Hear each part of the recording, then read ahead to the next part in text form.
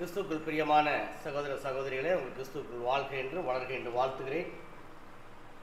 உயிர்த்தெழுந்த ஆண்டவராகிய இயேசு கிறிஸ்துவின் புனிநாமத்தில் உங்களை வாழ்த்துவதிலும் சந்திப்பதிலும் பெருமகிழ்ச்சி அடைகின்றேன். நீண்ட நாளைக்கு பின்பதாக அடியேன் உங்களை சந்திக்கும்படியாக தேவன் ஒரு வாய்ப்பை கொடுத்திருக்கிறார். செய்திக்கான சொல்வாக நாம் கண்களை மூடி தேவனிடத்தில் அனுமதி பெற்று பின்பதாக செய்திக்குள்ளாக கடந்து செல்வோம். நல்ல பிதாவே, மீண்டுமாப்பட மேலான சமூகத்திற்கு வந்து நிற்கிறோமப்பா. ஒவ்வொரு முறையும் உங்களுடைய சமூகத்திற்கு வந்து நிற்கும் பொழுது மனதிற்கு மிகவும் மகிழ்ச்சியாக இருக்கிற தகப்பனே, ஆட்பெரும் தூசிகளும் ஒன்றுக்குமே உதவாத எங்களை தகப்பனே நம்முடைய பிள்ளைகளாக தேர்ந்தெடுத்துக் கொண்டு இம்மட்டும் எங்கள் மேல் ஆசீர்வாதத்தை தந்து வருகின்ற கிருபைக்காக நன்றி தகப்பனே. உண்மை ஆவியோடு உண்மையோடு துணிவுபடி இந்த இடத்தை கூட்டி சேர்த்து தகப்பனே. இதோ தகப்பனே, உங்களுடைய நாமத்தை மகிமைப்படுத்தும்படியாக பாடல்களை பாடினோம். எங்களுடைய கிறிஸ்தவ வாழ்க்கைக்கு தேவையாகவும் ஆதாரபூர்வமாகவும் இருக்க போகின்ற வேத வாக்கியங்களை நாங்கள் கேட்கப் போகிறோம் தகப்பனே. லீதியாளுடைய இருதயம் திறந்தது போல எங்களுடைய இருதயத்தையும் நீரை திறந்துள்ள வேண்டுமாய் கெஞ்சு மண்டாடுகிறோம். அடியினை மறைத்து உடைய பிள்ளைகளோடு நீரை பேசி எண்ண வேண்டுமாய் கெஞ்சு மண்டாடுகிறோம்.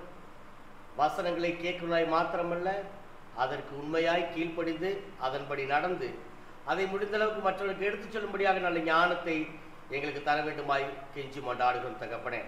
காத்துக்கொண்டு வழிநடத்தும்.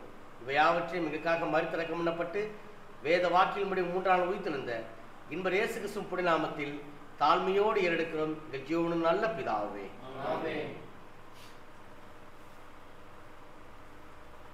எப்பொழுதுமே வழக்கம் போல ஒரு 6 மணிக்கு கிளம்புகிற நாங்கள் இன்று நாளிலே ஒரு 6:30 மணிக்கு கிளம்பின சூழ்நிலையினாலே அடியேன் என்னுடைய கண்ணாடியை மறந்து விட்டு வந்து விட்டேன்.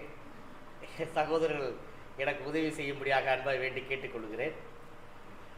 கடந்த சில நாட்களுக்கு முன்பதாக நாம் ஒரு பாடத்தை கற்றுக்கொண்டோம்.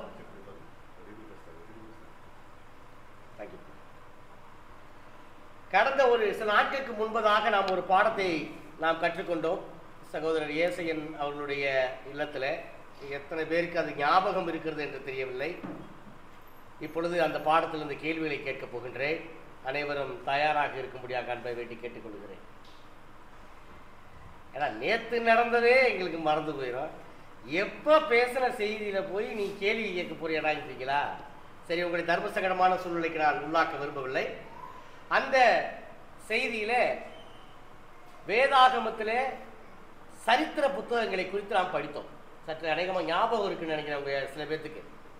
அதாவது இஸ்ரவேலர்கள் எப்படியாக தோன்றினார்கள், அங்கே நெகேமியா வரைக்கும் நம்ம வந்தோம். டிராவல் பண்ணி நெகேமியா வரைக்கும் வந்தோம். நெகேமியா எப்படியாக தன்னுடைய சொந்த நாட்டிற்கு அவர் திரும்பும்படியாக அங்கே இருக்கக்கூடிய ராஜாட்ட அனுமதி கேட்டு போனார் என்ற காரியத்தை நாம் குறித்து கற்றுக்கொண்டோம். நெகேமியாவிலிருந்து நிறைய பாடங்களை அன்னைக்கு நம்ம கற்றுக்கிட்டோம். அது போக நெகேமியா எப்படி சுற்றுச்சுவர் கட்டினாரோ அது மாதிரி நம்மளும் என்ன பண்ணோம், சில சுவர்களை கட்டினோம். ஞாபகம் வருதா அப்ப அந்த செய்தி? லைட்டாக வரும்னு நினைக்கிறேன் உங்களுக்கு. கரெக்ட்.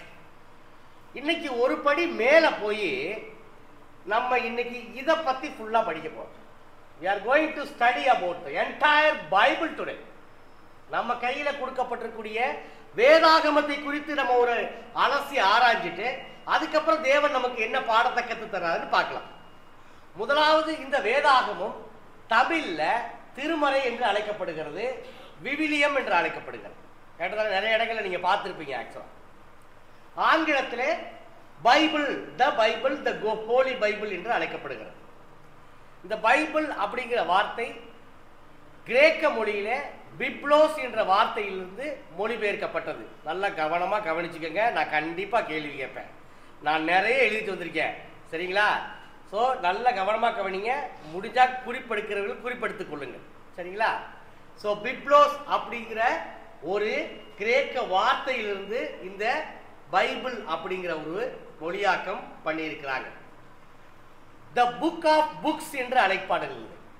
அதாவது த என்று சொல்லக்கூடிய சூப்பர்லேட்டிவ் டிகிரியில சொல்லப்பட்டதுனால எல்லா புத்தகத்துக்கும் மேலான புத்தகமாக இந்த பைபிள் இருக்கிறது. நான் சொல்றது புரியுதானே உங்களுக்கு? சரிங்களா? அப்படியே கூட எங்களோட டிராவல் பண்ணுவாங்க. த புக் ஆஃப் புக்ஸ் என்று சொல்லுவார்கள். இந்த வேதாகமத்திலே 66 புத்தகங்கள் இருக்கிறது. இந்த 66 புத்தகங்களையும் நீங்க தனித்தனியா பிரிண்ட் எடுத்து ஒரு அலமாரியில வச்சீங்கன்னா அது ஒரு லைப்ரரி போல காணப்படும். நமக்கு எல்லாம் மொத்தமா குட்டியா கொடுக்கறதுனால நமக்கு ஈஸியா தெரிஞ்சது. இதே நல்லா பெரிய ஃபாண்ட்டில் நல்லா பிரிண்ட் எடுத்து வச்சிங்கன்னா ஒரு அலமாரியில் வைப்போமானால் அது ஒரு லைப்ரரி அளவுக்கு அது சொல்லப்படுகிறது. இந்த வேதாகமும் 4100 ஆண்டுகளுடைய சரித்திரத்தை நமக்கு சொல்லுகிறது.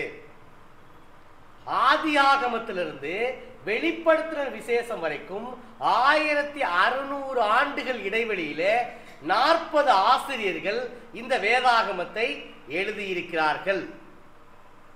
இந்த வேதாகமும் 2 பிரிவாக பிரிக்கப்பட்டிருக்கிறது. பழைய ஏற்பாடு என்றும் புதிய ஏற்பாடு என்றும் பிரிக்கப்பட்டிருக்கிறது. ஏற்பாடு என்றால் உடன்படிக்கை என்று பொருள். பழைய ஏற்பாடு தேவன் இஸ்ரவேலர்களோடு செய்து கொண்ட உடன்படிக்கை. புதிய ஏற்பாடு என்பது தேவன் உலக மக்கள் அனைவரோடும் கூட செய்து கொண்ட ஒரு உடன்படிக்கை. புரிஞ்சுச்சிங்களா உங்களுக்கு? இந்த வேதாகமத்துல கிட்டத்தட்ட 3 மொழிகளிலே இதை எழுதியிருக்கிறார்கள். பழைய ஏற்பாடு எபிரேய மொழியிலும் அராமிக் மொழியிலும் எழுதியிருக்கிறார்கள். புதிய ஏற்பாடு கிரேக்க மொழியிலே எழுதியிருக்கிறார்கள். இந்த வேதாகமும் துருக்கி, லெபனான், இஸ்ரேல், ஈரான், எகிப்து போன்ற நாடுகளிலே நடந்த சம்பவங்கள். இந்த வேதாகமும் ஆசியா, ஐரோப்பா, ஆப்பிரிக்கா போன்ற 3 கண்டங்களிலே நடந்த சம்பவங்கள். எவ்வளவு விஷயம் சொல்லியிருக்க பாருங்க. நல்லா கவனமா கவனிச்சுக்கிட்டு நீங்க என்ன பண்ணணும், என் கூட டிராவல் பண்ணி வரணும். ஒரு பெரிய ரூம்ல ஒரு 40 பேர்த்த உட்கார வச்சு நீங்க நம்பரை எழுதுங்கன்னு சொல்றாங்க. நல்லா இமேஜின் பண்ணி பாருங்க. நீங்க நம்பரை எழுதுங்கன்றாங்க. முதல்ல உட்கார்ந்து இருக்கிறவர் 1ல இருந்து 10 வரைக்கும் எழுதுறாரு. ரெண்டாவது உட்கார்ந்து இருக்கிறவர் கரெக்டா 11ல இருந்து 20 வரைக்கும் எழுதுறாரு. மூணாவது உட்கார்ந்து இருக்கிறவர் 21ல இருந்து 30 வரைக்கும் எழுதுறாரு. இது சாத்தியமா? சாத்தியமாங்க? வேதாகமத்திலே சாத்தியம். அருமையான பிள்ளைகளை, 40 ஆசிரியர்களும் வெவ்வேறு காலகட்டத்திலே வாழ்ந்தவர்கள், நிறைய வேலைகளை பார்த்தவர்கள், நிறைய பேர் அடிமையா இருந்தாங்க, சில பேர் ஒரு நாட்டுக்கு அதிபதிகளாக இருந்தார்கள், சில பேர் மீனவர்களாக இருந்தார்கள், சில பேர் அன்றாடம் வேலை பார்க்கிறவர்களாக இருந்தார்கள். ஆனால் 40 பேர்த்தையும் ஒரு ரூம்ல உட்கார வச்சு எழுத சொன்ன மாதிரியே இருக்கு. பெர்ஃபெக்ட்டா கரெக்டா ஒருத்தங்க விட்ட இடத்துல இருந்து அடுத்தவங்க எழுதி இருக்கிறார்கள். ஆச்சரியம் இல்ல? நம்மளை வியப்படையக்கூடிய விஷயமா இல்ல வேதாகமம்? இது ஒண்ணு போதுங்க நம்முடைய வேதாகமம் தலை சிறந்த புத்தகம் என்று சொல்வதற்கு. இன்னைக்கு நீங்க கையில தூக்கிட்டு வந்திருக்கீங்கல்ல, எத்தனை பேர் அந்த வேதாகமத்தின் உண்மையான மகத்துவத்தை அறிந்து கொண்டு கையில தூக்கிட்டு வந்திருக்கீங்கன்னு எனக்கு தெரியல. அநேகமா இந்த செய்தி கேட்டதுக்கு அப்புறம் நீங்க இந்த வேதாகமத்தை லவ் பண்ண ஆரம்பிப்பீங்கன்னு நினைக்கிறேன். 40 ஆசிரியர்கள் பல்வேறு காலகட்டத்தில் 1600 ஆண்டுகள் இடைவெளியிலே வாழ்ந்தவர்கள், அவர்கள் எழுதியிருக்கிறார்கள். எல்லாரும் ஒரே கதையை சொல்லுகிறார். இந்த வேதாகமம் ஒரே கதையை சொல்லுகிறது. சுத்தி சுத்தி சுத்தி சுத்தி பார்த்தாலும் வேதாகமம் ஒரே கதையை சொல்லுகிறது. சரி, இப்ப பழைய ஏற்பாட்டுக்கு நம்ம டிராவல் பண்ணி வரலாம். பழைய ஏற்பாடு 4000 ஆண்டுகளான ஒரு சரித்திர நிகழ்வை நமக்கு சொல்லுகிறது. மொத்தம் 4100. இந்த பழைய ஏற்பாடு மாத்திரம் 4000 ஆண்டுகளுக்கான சரித்திரத்தை நமக்கு சொல்லுது. இந்த பழைய ஏற்பாடை 30 ஆசிரியர்கள் எழுதியிருக்கிறார். இந்த பழைய ஏற்பாட்டில் நீங்க பார்த்தீங்கன்னா ஆதியாகமத்திலிருந்து உபாகமம் வரைக்கும் சொல்லக்கூடிய 5 புத்தகங்கள் ஆகம புத்தகங்கள் என்று அழைக்கப்படுது. இந்த 5 புத்தகங்களும் இஸ்ரவேலர்களுடைய தோற்றத்தை குறித்து சொல்லுங்கள். நல்லா கவனிச்சுட்டு வாங்க. ஆதியாகமத்திலிருந்து உபாகமம் வரைக்கும், சரிங்களா? யோசுவாவிலிருந்து எஸ்தர் வரைக்கும் 12 புத்தகங்கள் சரித்திர புத்தகங்கள் என்று அழைக்கப்படுகிறது. யோசுவாவிலிருந்து எஸ்தர் வரைக்கும் இந்த 12 புத்தகங்கள் இஸ்ரவேலர்களுடைய வளர்ச்சியை காண்பிக்கிறது, நமக்கு சொல்லுங்கள். இஸ்ரவேலுடைய வளர்ச்சி. அந்த 5 தோற்றம், இந்த 12 வளர்ச்சியை நமக்கு காண்பிக்கிறது. அடுத்து பார்த்தீங்கன்னா யோபுலிருந்து உன்னத பாட்டு வரைக்குமான 5 புத்தகங்கள் பாடல்கள் என்று அழைக்கப்படுகிறது. இந்த 5 பாடல்கள் இஸ்ரவேலர்களுடைய பொற்காலம் என்று அழைக்கப்படுகிறது. தோற்றம், வளர்ச்சி, பொற்காலம் என்று அழைக்கப்படுகிறது. ஏசாயாவிலிருந்து தானியேல் வரைக்கும் சொல்லப்பட்ட 12 புத்தகங்கள் பெரிய தீர்க்க தரிசன புத்தகங்கள் என்று சொல்லப்படுகிறது. இந்த 12 தீர்க்க தரிசன புத்தகங்களும் இஸ்ரவேலருடைய இருண்ட காலத்தை பற்றி சொல்லுகிறது. ரொம்ப சோகமான காலங்களை குறித்து அந்த 12 தீர்க்க தரிசன புத்தகங்கள் நமக்கு சொல்லுகிறது. ஓசியாவிலிருந்து மல்கியா வரைக்குமான சொல்லப்பட்ட அந்த 5 புத்தகங்கள் சிறிய தீர்க்க தரிசன புத்தகங்கள் என்று சொல்லப்படுகிறது. இதுவும் இஸ்ரவேலுடைய இருண்ட காலத்தையே குறித்து சொல்லுகிறது. தோற்றம், வளர்ச்சி, பொற்காலம், இருண்ட காலம். இந்த இருண்ட காலம் இதுக்குள்ளேயே இருக்கு. நான் ஏற்கனவே உங்ககிட்ட அன்னைக்கு ஏசையன் பிரதர் வீட்டில் நான் சொன்னேன்னு நினைக்கிறேன். நெகேமியா வரைக்கும் மட்டும்தான் சரித்திர புத்தகங்கள். அதுக்கப்புறம் சொல்லப்பட்ட எல்லா புத்தகங்களும் அதுக்கு முன்னாடி நடந்த நிகழ்வுகள் மாத்திரமே. சரிங்களா? இந்த பழைய ஏற்பாட்டில் ரொம்ப இன்ட்ரெஸ்டிங்கான ஒரு விஷயம் என்னன்னு கேட்டீங்கன்னா, 2 பெண்கள் பேர்ல புஸ்தகங்கள் இருக்கு. ஒன்னு ரூத், இன்னொன்னு எஸ்தர். இவங்க 2 பேருமே புறஜாதியார். புறஜாதி பெண்கள் பெயரிலே எழுதப்பட்ட 2 புத்தகங்கள் வேதாகமத்தில் இடம்பெற்றிருக்கிறது. அதுல குறிப்பா ரூத் புஸ்தகம் நீங்க கேஷுவலா படிச்சுக்கிட்டே வந்தீங்கன்னா உங்களுக்கு ஒரு வித்தியாசத்தை பார்க்கலாம். அந்த புஸ்தகத்துல மாத்திரம் ஏதாவது பார்த்துருக்கீங்களா அப்படி வித்தியாசத்தை? என்னாகமும் உபாகமத்தை தாண்டதே பெரிய விஷயமா இருக்குடாங்க. நாங்க எதுக்குடா ரூத் வரைக்கும் வர்றோம்? அப்படித்தானே? நீங்க நல்லா யோசிச்சு பாருங்களேன். கரெக்டா யோசுவாவுடைய புத்தகத்துல முடிகிற அந்த சரித்திரம் அடுத்து ஆரம்பிக்கிறது எங்க ஆரம்பிக்குது தெரியுமா? 1 சாமுவேல் ஆரம்பிக்குது. இன்னைக்கு வீட்டில் போய் நிதானம் வாட்சி பாருங்க. இதெல்லாம் யோசுவா புஸ்தகத்துல முடிகிற அந்த சரித்திரம் அடுத்து ஆரம்பிக்கிறது எங்க ஆரம்பிக்குது? 1 சாமுவேல் ஆரம்பிக்குது. அப்புறம் எதுக்குடா இந்த ரூத்துன்னு ஒரு புஸ்தகம் ஊடான கேட்கலாம்ல கேள்வி. எனக்காக கேட்டிருக்கீங்களா? இல்லை உங்களே நீங்க கேட்டிருக்கீங்களா? பைபிளை திறந்து படிச்சாத்தானப்பா நாங்கள் எங்களை பார்த்து கேள்வி கேட்கணும். இதெல்லாம் கேள்வி கேட்கணும். நம்ம நிறைய கேள்வி கேட்கணும். அப்போ நிறைய விஷயங்களை கற்றுக்க முடியும். சரிங்களா? நீங்கள் மத்தையில வாட்சி பார்த்தீங்கன்னா, போவாஸ் ஏபோத்தை ரூத்தினிடத்தில் பெற்றான்ற வார்த்தை இருக்கு. சரிங்களா? அப்போ ரூத்னா யாருன்னு ஒரு கேள்வி வரும்ல நமக்கு, புதிய ஏற்பாடை படிக்கிறச்ச. சரிங்களா? அதுக்காக தேவன் அந்த ரூத்துன்ற புஸ்தகத்தை அங்கே உள்ள வச்சார். அது மட்டும் காரணம் இல்லை. நல்லா தயவு செய்து புரிஞ்சுக்குங்க. எலிமெலேக்கு தன்னுடைய மனைவியாகிய நகோமியோடு பெத்லகேம்ல இருந்து மிகப்பெரிய பஞ்சம் ஏற்பட்டதுனால பொழைக்கிறதுக்காக மோவாப் தேசத்துக்கு போறாங்க. யார் யாரே? எலிமெலேக்கும் அவருடைய மனைவியாகிய நகோமியும் பஞ்சம் பொழைக்கிறதுக்காக போறாங்க. அங்க போன அந்த மோவாப் இடத்துல இருக்கக்கூடிய ஒரு மோவாபிய பெண்ணை தன்னுடைய மூத்த மகனுக்கு என்ன பண்றாங்க? திருமணம் பண்ணி வைக்கிறார். 2வது மகனுக்கு ஒரு பெண்ணை திருமணம் பண்ணி வைக்கிறார். திருப்பி அங்கவும் ப்ராப்ளம் நடந்ததுனால திருப்பி அங்கிருந்து இங்க வர்றாங்க. இங்க வரும்போது அவங்க 3 பேருமே இறந்து போயிடுறாங்க. ஒரே நாள்ல அந்த 3 ஆண்களும் இறந்து போறாங்க. நல்ல மருமகள், நல்ல மாமியார் கதையை நீங்க நிறைய கேள்விப்பட்டிருக்கலாம். அவங்க போவாசை என்ன பண்றாங்க? திருமணம் செய்து விடுகிறார்கள். யார் இந்த போவாஸ், யார் இந்த ரூத் அப்படிங்கிற காரியத்தை சொல்றதுக்கு தான் நான் அந்த சம்பவத்தை சொன்னேன். இந்த போவாஸ் யாருன்னா, ராகாப்னு ஒருத்தங்களை கேள்விப்பட்டிருக்கீங்களா? ராகாப்புக்கும் சல்மானுக்கும் பிறந்த மகன். சரிங்களா? இந்த போவாசுக்கும் ரூத்துக்கும் பிறந்த பையன் பேர் என்ன? ஏபோத். இந்த ஏபோத்தோட பையன் பேரு யாரு? தாவீதோட அப்பா ஈசாய். ஈசாயோட பையன் யாரு? தாவீது. தாவீதோட வம்சம் வர்றாருல யார் வர்றா? இயேசு வர்றாரு. இந்த ஸ்ட்ரக்சரை கொண்டு வரதாங்க இந்த புத்தகத்தை அங்க வச்சிருக்காங்க. இப்ப புரியுதா உங்களுக்கு? ரூத் புத்தகத்தை அங்க ஏன் வச்சிருக்காங்கன்னு? நிறைய காரியங்கள் இருக்கு. கர்த்தருக்கு சித்தமான ஒரு நாள் நான் உங்ககிட்ட ரூத்தை பத்தி பேசுறேன். ரொம்ப அசிங்கமா போகணும் லேடிஸ்க்குலாம். அவ்வளோ அருமையான காரியங்கள் ரூத் நம்ம கத்து தராங்க. சரி, அப்புறம் இன்னொரு நாளைக்கு நம்ம அதை கழுவி ஊத்தலாம். சரிங்களா? ரூத் புத்தகத்தை பத்தி இன்னைக்கு நம்ம சப்ஜெக்ட் அது இல்லை. நம்ம இப்ப சப்ஜெக்டுக்குள்ள வந்துடலாம். ஸோ நான் ஏற்கனவே சொன்ன மாதிரி 4000 ஆண்டுகளுடைய சரித்திரமான பழைய ஏற்பாட்டை 39 புஸ்தகங்களை குறித்து நம்ம பார்த்துட்டோம். தோற்றம், வளர்ச்சி, பொற்காலம், இருண்ட காலம். இந்த 39 புஸ்தகம் சொல்லி முடியும். அதுக்கடுத்து ஒரு 400 வருடங்கள் என்ன சொல்லுது? இருண்ட காலம் சொல்லுது. இந்த இருண்ட காலத்துல என்ன நடந்துச்சு உங்க யாருக்காவது தெரியுமா?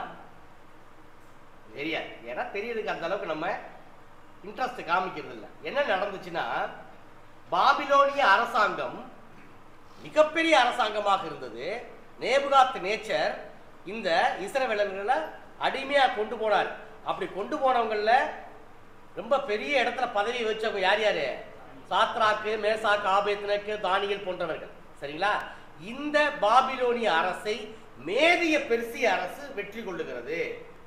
இந்த மேதிய பெர்சிய அரசிலே வந்தவர் தான் கோரேசுங்கிற மன்னன். இந்த மன்னன் காலத்துல தான் நெகேமியா சுற்றுச்சுவர் கட்ட வர்றாரு இங்க திருப்பி எருசலேமுக்கு. இந்த மேதிய பெர்சிய அரசை கிரேக்க அரசு அந்த 400 ஆண்டு கால இடைவெளியிலே வெற்றி கொள்ளுகிறது.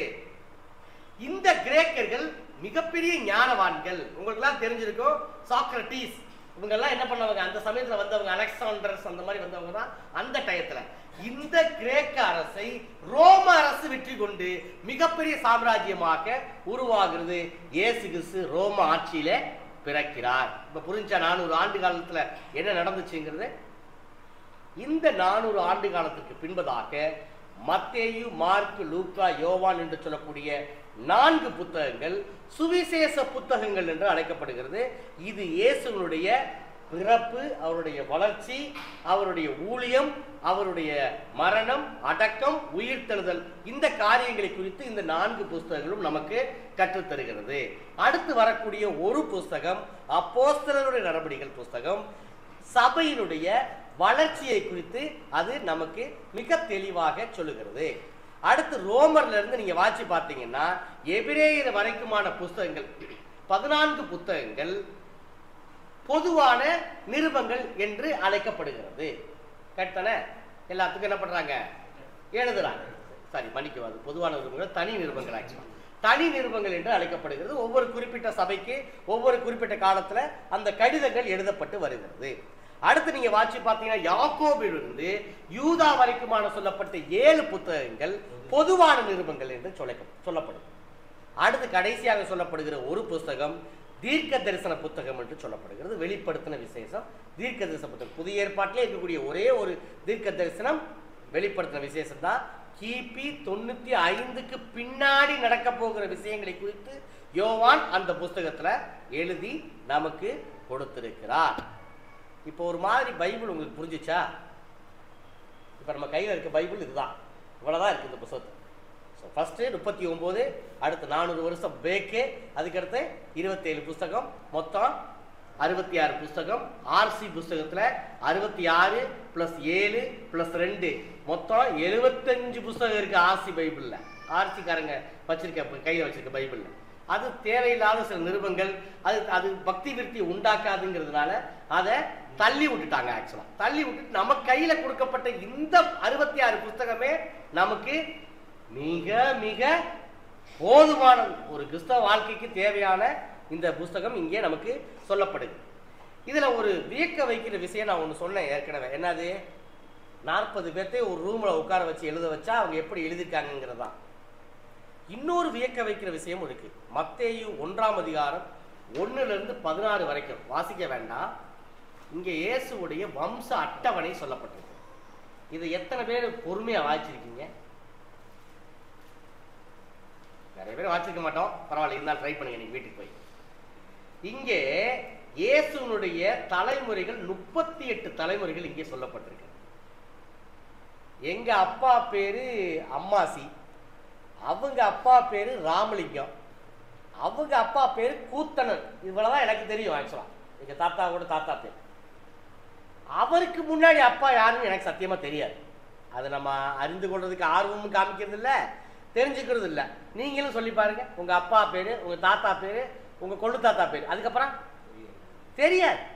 ஆனா இங்க இயேசுனுடைய 38 தலைமுறைகள் சொல்லப்பட்டிருக்கு மத்தேயுல. இன்னும் ஒரு ஆச்சரியப்படக்கூடிய விஷயம், லூக்கா 3ஆம் அதிகாரம் 23லிருந்து 38 வசனங்கள் முடிய இயேசுவினுடைய 72 தலைமுறைகள் சொல்லப்பட்டிருக்கிறது. பா, நான் ஒரு ஆச்சரியம் பாருங்க. அப்ப இயேசுவோட தாத்தாவுக்கு தாத்தாவுக்கு அது குழுதவாங்க, அது பேர் என்ன சொல்றதே தெரியல. 72வது முன்னாடி இருக்க வாழ்க்கை எவ்வளவு பெரிய தலைமுறைகள் குறித்து வேதம் நமக்கு தெளிவா சொல்லியிருக்கு பாருங்க. இது ஒண்ணு போதாதாங்க, வேதம் மிகப்பெரிய புஸ்தகம் சொல்றதுக்கு. இந்த பைபிளை தூக்கிட்டு வர்றதுக்கு தான், சபைக்கு தூக்கிட்டு வரதான் வைக்கப்படுறோமா நம்ம பல நேரத்துல. இவ்வளவு பெரிய வேதாகமத்தில் எவ்வளவு காரியங்கள் நமக்கு கொடுக்கப்பட்டிருக்கிறது. இந்த வேதாகமத்தை தூக்கிட்டு வர்றதுக்கோ கிறிஸ்டியன் சொல்றதுக்கோ பல நேரங்கள்ல சமுதாயத்தில் ரொம்ப வெக்கப்படுறோம். நம்ம நான் கிறிஸ்டியன் சொன்னாவே இது மாதிரி பார்க்கறான்டா இல்லையே அப்படிங்கிற மாதிரி. அதே சமயத்துல இந்த வேதாகமத்தை குறித்து நம்முடைய நண்பர்கள்ட்டையும் நம்முடைய உறவினர்கள்ட்டையும் நம்ம ஆபீஸ்ல வேலை பார்க்கிற கொலிகிட்டையும் பேசுறதுக்காக வைக்கப்படுறோம். எவ்வளவு பெரிய காரியம் சொல்லப்பட்டிருக்கு. 72 தலைமுறைகள் சொல்லப்பட்டிருக்கீங்க, இயேசுனுடைய தலைமுறைகள். அப்ப நம்ம காலரை தூக்கிற வேணாமா? we are Christians நாட்டு. ஆனா நம்ம என்ன பண்றோம்? பாதி நேரத்துல மறைச்சோம். நம்ம யாருங்கிற சுவடையே என்ன பண்ணிடலாம்? மறைச்சோம். சரி, அநேகம் சில ஸ்டாட்டிஸ்டிக்ஸ் சொல்ல வேண்டியது என்னுடைய அவசியமாக இருக்கிறது. மொத்த வேதாகமத்திலே 66 புத்தகங்களும் 1189 அதிகாரங்களும் 31,173 வசனங்களும் இந்த வேதாகமத்திலே நமக்கு கொடுக்கப்பட்டிருக்கிறது. மிகப்பெரிய பைபிள் இன்னமும் பிரிண்ட் பண்ணி வச்சிருக்காங்க. கிட்டத்தட்ட எவ்வளோ லென்த்தில் அதை திருப்பவே முடியாது, அந்த அளவுக்குலாம் பைபிள் பிரிண்ட் பண்ணி வச்சிருக்காங்க. நிறைய அச்சில் ஏற்றப்பட்ட முதல் புத்தகமே நம்ம பைபிள் தான். நிறைய லாங்குவேஜஸ்ல என்ன பண்ணாங்க? இந்த பைபிளை டிரான்ஸ்லேட் பண்ணாங்க. புதிய ஏற்பாடு மாத்திரம் 714 மொழிகளிலே டிரான்ஸ்லேட் பண்ணப்பட்டிருக்கிறது. பழைய ஏற்பாடு பழைய ஏற்பாடு தான் 704 மொழிகளில். புதிய ஏற்பாடு 1551 மொழிகளில் மொழிபெயர்க்கப்பட்டிருக்கு. எவ்வளோ பெரிய புஸ்தகத்தை கையில் வச்சுக்கிட்டு நம்மளாம் என்ன மாதிரி சந்தோஷப்படணும் நம்ம வாழ்க்கையில். இந்த புஸ்தகத்தை யூதர்கள், கிறிஸ்தவர்கள், ராஷ்டிரப்பிரியர்கள், முகமதியர்கள் இன்னைக்கும் பயன்படுத்துறாங்க. யூதர்கள் ஸ்டில் தேர் யூசிங் இந்த பைபிள் தான். ராஷ்டிரப்பிரியர்களும் அதை யூஸ் பண்றாங்க. முகமதியர்கள், இஸ்லாமியர்கள் கூட முதற்கொண்டு அவங்க ஆபிரகாம் என்ன பண்றாங்க? அவங்களுடைய தகப்பன் ஏத்துக்கிறாங்க. அதுக்கப்புறம் பிரிஞ்சு போயிடுறாங்க. நாட் ஓன்லி யூதர்கள் மாத்திரம் வேதாகமத்தை சொல்லப்படலை. எத்தனை பேர்த்த குறித்து சொல்லப்பட்டிருக்கு? எத்தனை பேருக்கு தெரியும்? அது நிறைய பேர்த்த குறித்து சொல்லப்பட்டிருக்கு. நீங்க பழைய ஏற்பாடுலாம் படிச்சு பார்த்தீங்கன்னா தெரியும். கானானியர்களை பற்றி சொல்லப்பட்டிருக்கு, சரிங்களா? ஏதோமியர்களை பற்றி சொல்லப்பட்டிருக்கு, அமலேக்கியர்களை பற்றி சொல்லப்பட்டிருக்கு, அம்மோனியர்களை பற்றி சொல்லப்பட்டிருக்கு, மோவாபியர்களை பற்றி சொல்லப்பட்டிருக்கு. இதெல்லாம் இருக்கு. இவங்கெல்லாம் இருக்காங்க. பெலிஸ்தியர்களை பற்றி சொல்லப்பட்டிருக்கு. பெலிஸ்தியான்ற பகுதியில் வாழ்ந்தவர்கள் தான் பெலிஸ்தியர்கள். லோத்துடைய பிள்ளைகளுக்கு கீழே வந்தவங்க தான் அம்மோனியர்கள். மூத்த மகன், 2வது மகன்லாம் பிரிஞ்சு பிரிஞ்சு வர்றாங்க. ஏதோமியர்கள் யோசிச்சு பாருங்க. நம்ம ஏசாவுடைய அந்த வம்ச வரலாறுல பிரிஞ்சு போனாங்கல்ல, அவங்க ஏதோமியர்கள் என்று அழைக்கப்பட்டார்கள். அவர்களுக்கும் இஸ்ரவேலுக்கும் சண்டையே நடந்திருக்கு. ஒரு தடவை அவங்க ஊர் வழியா போறதுக்கு பெர்மிஷன் கேட்டப்ப விட மாட்டிட்டாங்க. அவங்க சண்டை போட்டு ஜெயிச்சு தான் போனாங்க. ஆக்சுவலா யாரு? அம்புட்டு சகோதரர்கள். இவங்க அனைவருமே யார் மூலமா வந்தவங்க? ஆபிரகாமின் மூலமா தான் வந்தவங்க. ஆனா ஒருத்தன் என்ன பண்ணாங்க? கட்டி உருண்டாங்க எல்லாருமே. லோத்துக்கு பிறந்தவங்க உங்களுக்கே தெரியும். லோத்துக்கு போகும்போது ஆண்கள் இல்லைங்கிறதுனால அவங்க பெண்களே, அவங்களுடைய மகளே அவரோடு சயனித்து பிள்ளைகளை பெற்று ஒரு மிகப்பெரிய ஒரு சாபமான ஒரு சந்ததி வந்தது. அவர்கள் தான் யாரு? மோவாபியர்கள். அந்த மோவாபிய ஸ்திரீ தான் யாரு? இந்த ரூத்து. இந்த ரூத்து மூலமா வந்தவன் தான் இயேசு கிறிஸ்து. தேவன் சில நேரங்கள்ல தன்னுடைய திட்டத்தை செயல்படுத்துவதற்கு வேண்டாத, ஆகாத, ஒதுக்கப்பட்ட ஜனங்களை கூட என்ன பண்ணிருக்காரு? தெரிந்தெடுத்திருக்கிறார். எவ்வளவு அருமையான விஷயம் பாருங்க. இன்னைக்கு நீங்களும் நானும் கூட நம்ம நினைக்கலாம், நான்லாம் ஒரு பெரிய ஆளா, என்னைய தேவன் பாப்பாரா? ஒன்னே தாண்டா தூக்கியிருக்கேங்கிறார் ஆண்டவர். நீ தாண்டா தேவையில்லான்னு நினைச்சுக்கிட்டு இருக்க, நீ தாண்டா எனக்கு வேணுங்கிறார். எப்படி ஒரு மோவாபிய பெண்ணிலிருந்து ஒரு மிகப்பெரிய உலகத்தை காக்கக்கூடிய ரட்சகர் தோன்றினாரோ, அந்த வம்சத்துல நீங்களும் நானும் எவ்வளவு சந்தோஷப்பட்டிருக்கலாம். இந்த விஷயத்துல நானா எங்கேயோ கிடந்தேன்டா, ஏதோ ஒரு சேரியில கிடந்தேன்டா, இன்னைக்கு எங்கே வந்து உட்கார்ந்துருக்கேன்? கிறிஸ்துவின் சபைக்குள்ள வந்து உட்கார்ந்துருக்கேன். இது எவ்வளவு பெரிய ஆசீர்வாதம் தெரியுமா உங்களுக்கு? இதை நம்ம என்னைக்காவது ஃபீல் பண்ணிருக்கோமா? ப்ரௌடா நினைச்சிருக்கோமா? நம்ம கிறிஸ்துவின் சபைக்குள்ள வந்து உட்கார்ந்துருக்கோன்னு. சத்தியத்தை சத்தியமாக கற்றுத்தரக்கூடிய ஒரே சபை இதுதான், கிறிஸ்துவின் சபை தான். ரீசெண்டா ஒருத்தங்க எங்க ஆபீஸ்ல வேலை தேடி வந்தாங்க. அவங்க வேலை தேடி வரும்போது அவங்க 2 பேரும் கொஞ்சம் வயசானவங்களா இருந்தாங்க. டிரைவர் போஸ்ட்டுக்காக வந்திருந்தாங்க. அவங்க உட்கார வச்சு பேசிக்கிட்டு இருந்தேன் நான். வாங்க உட்காருங்க, உங்க பயோடேட்டா ஃபில் பண்ணுங்க அப்படின்னு சொல்லி ஃபில் பண்ணிருக்கும் போது லைட்டா தெரிஞ்சிருச்சு என்னன்னு, கிறிஸ்தவர்கள். ஏன்னா கிறிஸ்தவர்கள் நெடி எப்பயுமே என்ன பண்ணிடும்? டக்குன்னு ஈஸியா வெளிப்பட்டுருச்சு. பார்த்தா அவங்க பெந்தேகோஸ்துக்காரங்க. எந்த சபை பிரதர் நீங்க அப்படின்னு கேட்டேன். ஏன்னா என்னோட காலண்டரை பார்த்தாங்க, கிறிஸ்துவின் சபையும் தொங்குது. ஸோ அப்போ ஆஃபீஸ்லேயே காலண்டர் புகை போட்டிருக்கேன் நான். அதனால் தைரியமாக என்னால் அவங்களோட பேச முடிஞ்சுது. அப்போ பேசும்போது அவங்க சொன்ன மாதிரி நான் பெண்டிகாஸ்ட் பிரதர் அப்படின்னு. பிரதர் எனக்கு நிறைய கொஸ்டின்ஸ் இருக்கு, கொஞ்சம் ஆன்சர் பண்ண முடியுமான்னு கேட்டேன். வயசானவர். தாராளமாக பிரதர் சொல்லுங்க, உங்கள் சபைக்கு ஏன் பெண்டிகாஸ்ட் பேர் வச்சிருக்கீங்கன்னு கேட்டேன். இல்லை பிரதர், இது இவ்வளோ பெரிய சபை, இவ்வளோ ஆண்களுக்கு முன்னாடி ஆரம்பிக்கப்பட்டதுன்னு. பெண்டிகாஸ்ட்னா முதல்ல என்ன அர்த்தம் தெரியுமா பிரதர்னு? தெரியலையே பிரதர்னு. 50th டேன்னு அர்த்தம். இயேசு கிறிஸ்து பரமேறி செல்கிறார். உயிர் தெழுந்ததுக்கு அப்புறம் 50 நாட்கள் அவர் என்ன பண்றாரு? எல்லா மக்களுக்கும் தரிசனம் கொடுத்துட்டு 50வது நாள் பரமேறி போறார். அப்படி போகக்கூடிய அந்த நாள் பேர் தான் என்னது? பெண்டிகாஸ்ட். அவங்க ஊர் பாஷையில. நம்மளால அது ஒரு சபையை சாப்பிட்டாங்க. பெண்டிகாஸ்ட் ரொம்ப முக்கியப்படா அப்படின்னு. ஏன் பிரதர் நீங்க எப்ப பார்த்தாலும் வெள்ளை கலர் சேலையும் வெள்ளை சட்டையும் எந்த நகையும் அணியாம சபைக்கு போறீங்க நீங்க அப்படின்னு கேள்வி கேட்டேன். இல்ல பிரதர், நான் சபைக்குள்ள போகும்போது ஏற்றத்தாழ்வுகள் இருக்கக்கூடாது, ஒருத்தங்களை பார்த்து ஒருத்தங்க இடனல் அடைஞ்சிடக்கூடாது, ஒருத்தங்களை பார்த்து ஒருத்தங்க என்ன பண்ணிடக்கூடாது, பொறாமப்பற்றக்கூடாது, வசனத்தை கவனிக்கணுமே ஒழிய அடுத்தவங்க சேலையை கவனிக்க கூடாது. இந்த விஷயத்துக்கு தான் பிரதர் நாங்க வெள்ளை கலர் ட்ரெஸ்ஸும் எதுவுமே அணியாம போறோம்னா. இந்த இடத்துல மட்டும் நான் அவங்களோட லைட்டா டிராவல் பண்ணேன். எப்படின்னா, உண்மையாவே கிறிஸ்துவின் சபை இன்னைக்கு செய்யக்கூடிய சேட்டைகள் என்னன்னு தெரியுமா? வீட்டில் எவ்வளவு நகை இருக்குன்னு தெரிஞ்சு சபைக்கு ஞாயிற்றுக்கிழமை போட்டு வராங்க தெரியுமா? நிறைய சபையில் நடக்குது. இன்னும் மற்றவங்களை இடர்நடைக்கூடிய விஷயங்கள் இன்னைக்கு நம்ம கிறிஸ்தவர்கள் நிறைய பேர் செய்யறாங்க. என்கிட்ட பணம் இருக்கு, என்கிட்ட எல்லாம் இருக்குன்னா அது உன் வீட்டோட. சபைக்கு வரும்போது நீ ரொம்ப எளிமையா வரணும், மற்றவங்களுக்கு இடர்ல உண்டாக்க கூடாது. என்கிட்ட பட்டு சில 100 இருக்கலாம், ஆனா என் சகோதரன் பக்கத்துல கட்டி இருக்க சேலை இல்லைன்னா நீ எப்படி வரணும்? எளிமையா வரணும். நல்ல வேலை நமக்கு புதிய ஏற்பாட்டில் வெள்ளை கலர் ஜர்சியும் வெள்ளை கலர் சேலையும் கட்டிட்டு வாங்கன்னு சொல்லலை வேதம். சொல்லியிருந்தா நம்மளால அப்படித்தான் வந்திருப்பாங்க ஆக்சுவலா, பேய்கள் மாதிரி அப்படியே. ஆனா இருந்தாலும் அந்த விஷயத்தை டேக் இட் ஃபார் கிராண்டா எடுத்துக்கிறாம நம்ம என்ன பண்ணோம்? மிக எளிமையா வரணும். தேவன் அதைத்தான் எதிர்பார்க்கிறார்.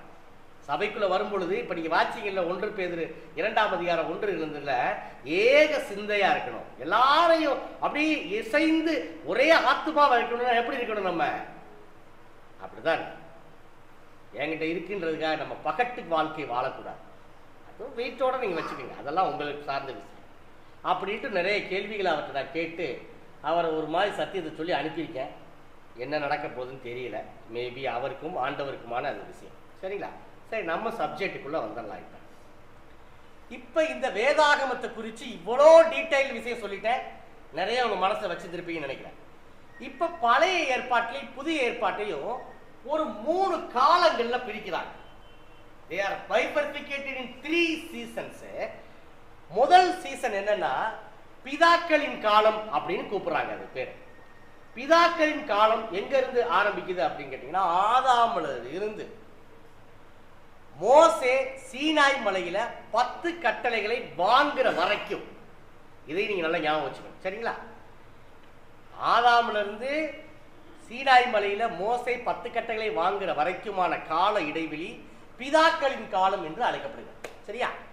அடுத்து மோசே சீனாய் மலையில அந்த 10 கட்டளைகளை வாங்கினதுல இருந்து இயேசு கிறிஸ்து சிலுவையில தொங்குற வரைக்குமான இந்த கால இடைவெளி மோசேயின் காலம் என்று அழைக்கப்படுகிறது, அல்லது நியாய பிரமாணத்தின் காலம் என்று அழைக்கப்படுகிறது.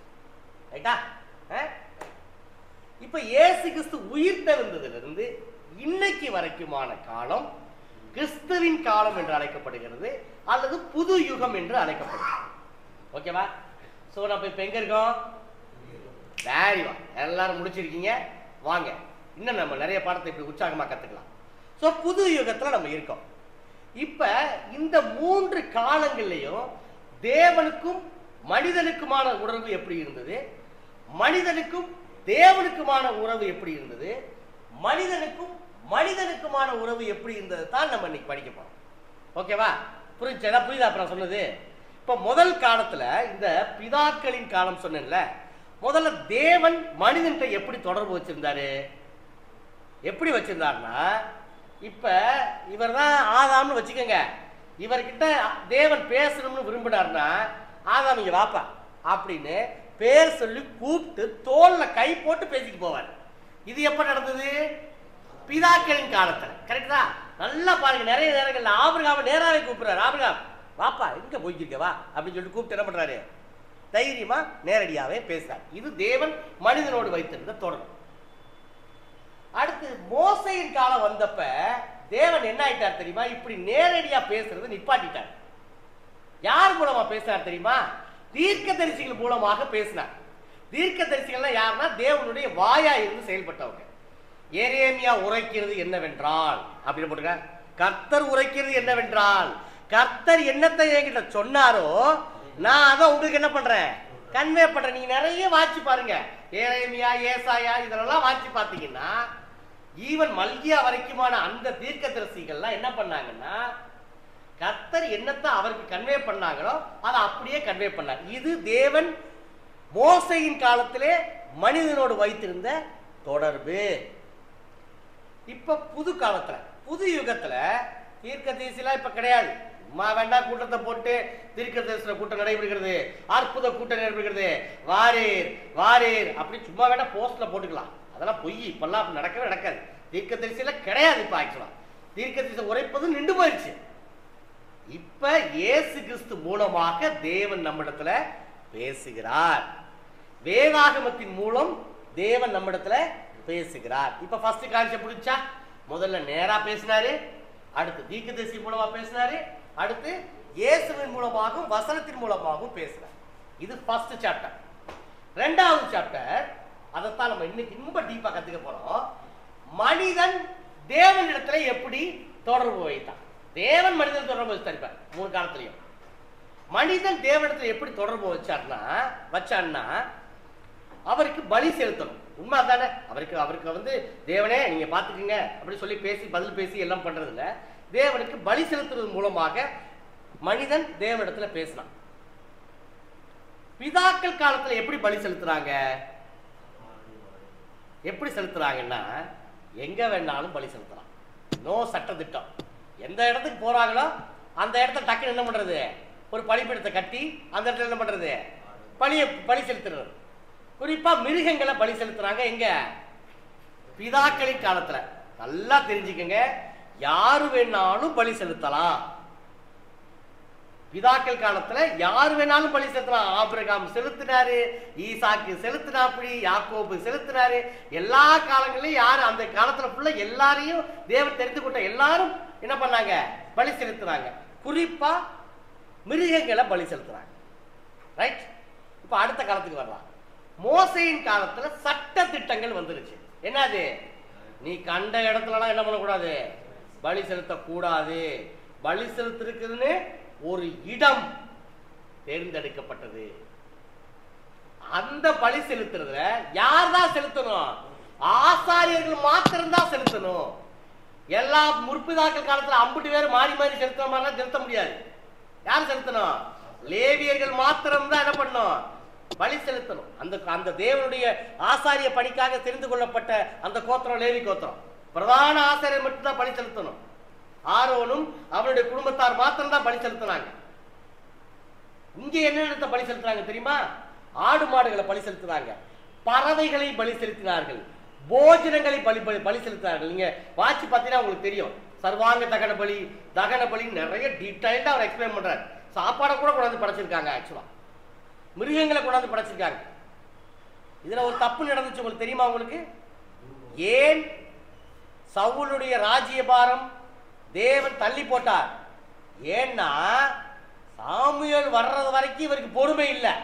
சண்டைக்கு போகணும், ரெடியா இருக்க. அப்படி அமலேக்கியரோட சண்டைக்கு போகணும். போறதுக்கு முன்னாடி பலி செலுத்திட்டு போகணும். சாமுவேல் வரல, அவர் வரணும், வந்து பலி செலுத்திருக்கணும். உடனே சவுலு சரி அவர் வந்தா நம்மளே பலி செலுத்தணும், பலி செலுத்திட்டா பொசு. இந்த காலத்துல யார் பலி செலுத்தணும்? ஆசாரியர். சவுல் ஆசாரியரா? பென்யமீன் கோத்திரத்துல வந்தவர் அவரு. அவர் பலி செலுத்தினார். அவருடைய ராஜ்ய பாரத்தையே தேவன் என்ன பண்ணிட்டாரு? போச்சு. இந்த பலி செலுத்தின காரணத்தினால. இது மட்டும் கிடையாது, நல்லா யோசிச்சு பாருங்க. அடுத்து ஒரு தப்பும் பண்ணார்.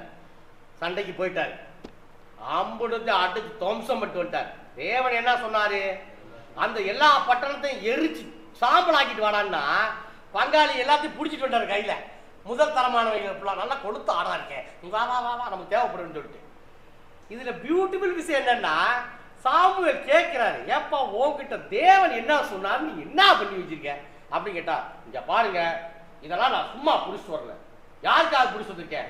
உங்கள் தேவனுக்கு. அந்த வார்த்தையை பார்த்தீங்கன்னா பியூட்டிஃபுல் விஷயமா இருக்கும். ஏன்னா அது வரைக்கும் உன் தேவன் கிடையாது, அது உங்கள் தேவனுக்கு நாங்கள் பலி செலுத்தும்படியாகவே நான் இதெல்லாம் அழிட்டு வந்தேன்.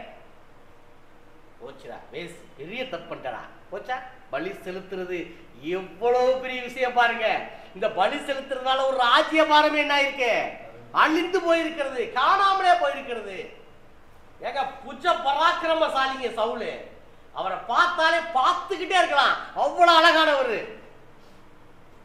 எல்லாரையும் பார்த்து நம்ம ஹைட்டா ஜைஜாண்டிக்கா இருப்பா. அப்படி அப்படி எனக்கு நேர் ஆப்போசிட்டா. அப்படி இருக்கக்கூடிய ஆளு எவ்வளவு அருமையா சண்டை போட்டு எத்தனை ஜெயிக்கிறார் தெரியுமா?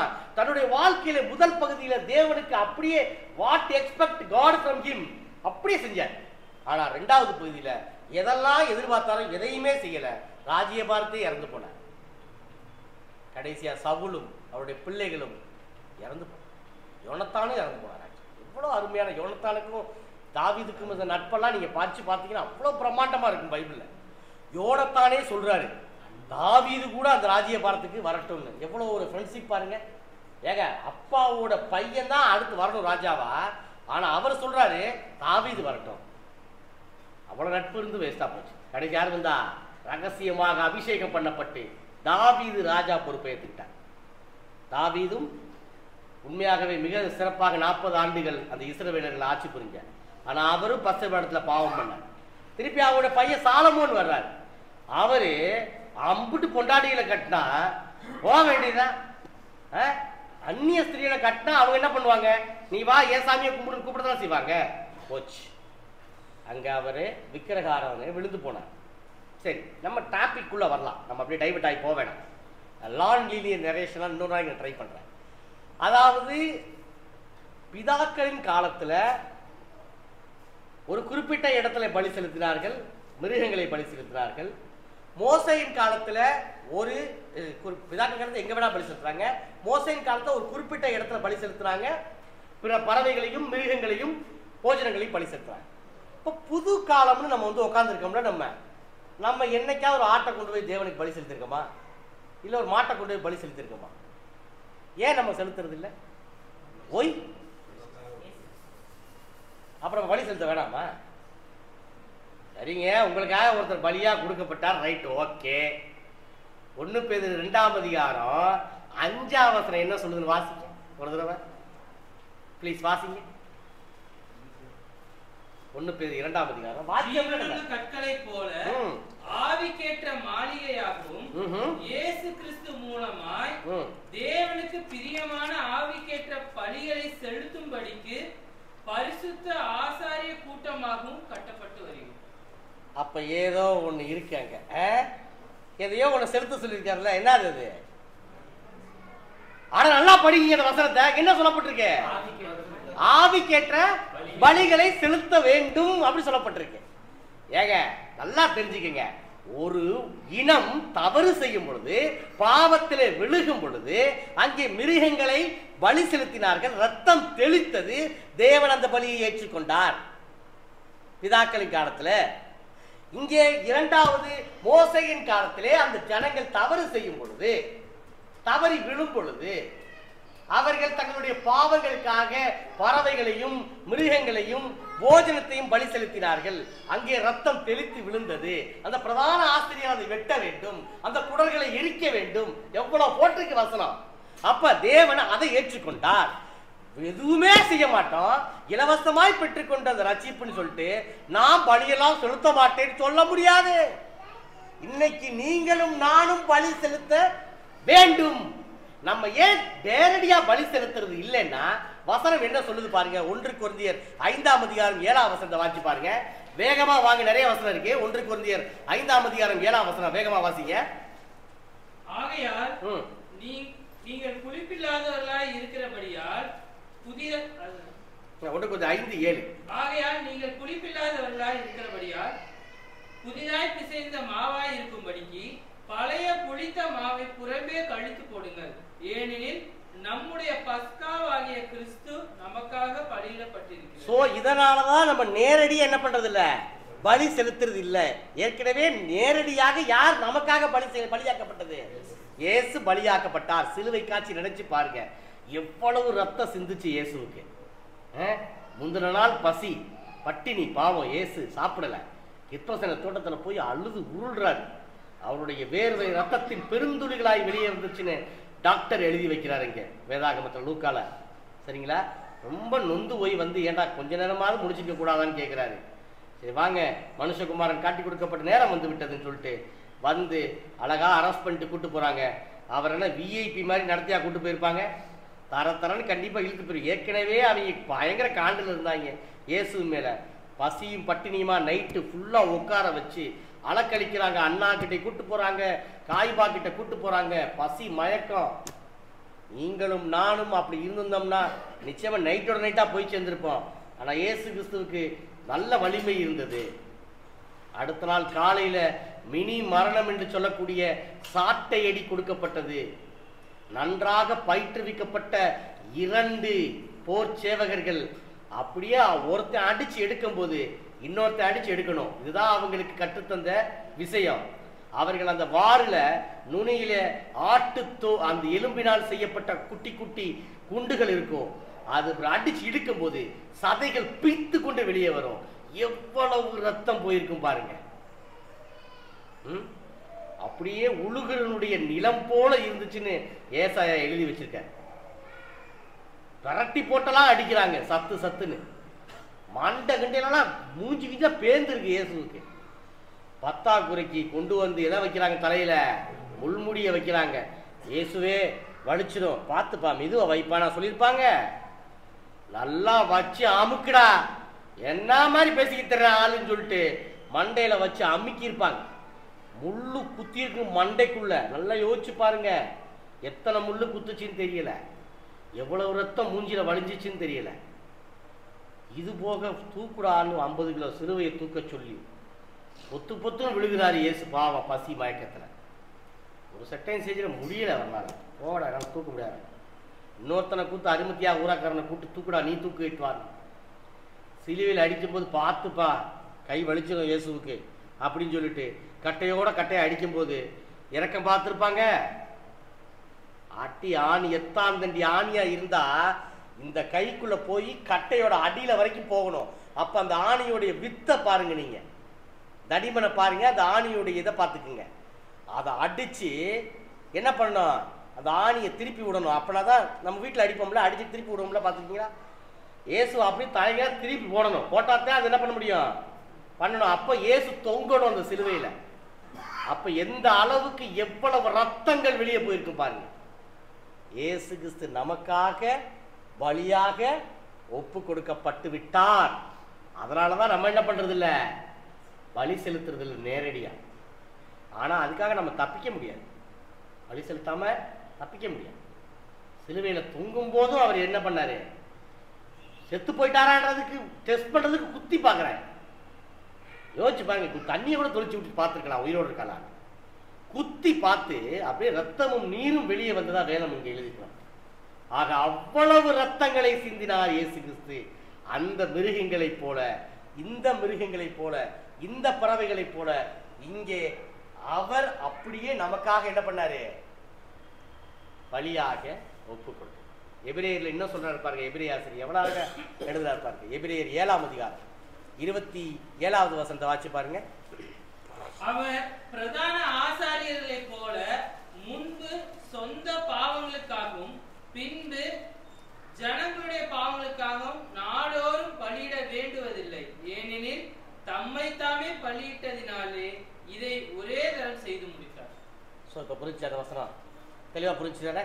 இயேசு கிறிஸ்து ஏற்கனவே ஒரே தரம் நமக்காக பலியாக ஒப்பு கொடுக்கப்பட்டு விட்டார்.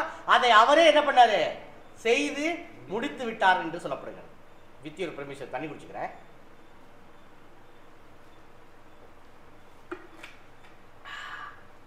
எபேசியர் 5ஆம் அதிகாரம் திருப்புங்க உங்க கவனத்தை. எபேசியர் 5ஆம் அதிகாரம் 2ஆம் வசனத்தை வாசிங்க.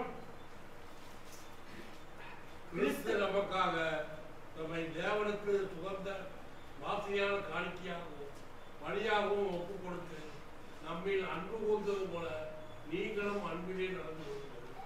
இயேசு கிறிஸ்து நமக்காக தேவனிடத்துல தன்னை எப்படி ஒப்பு கொடுத்தாரா? சுகந்த வாசனையான காணிக்கையாகவும் பலியாகவும் ஒப்பு கொடுத்தார். சுகந்த வாசனை போதும்னு நினைக்கிறேன். ஸோ அப்ப 3வது காலமான புது யுகத்துல நம்ம பலி செலுத்துவதற்கு பதிலா இயேசு கிறிஸ்து தன்னைத்தானே பலியாக செலுத்தினார்.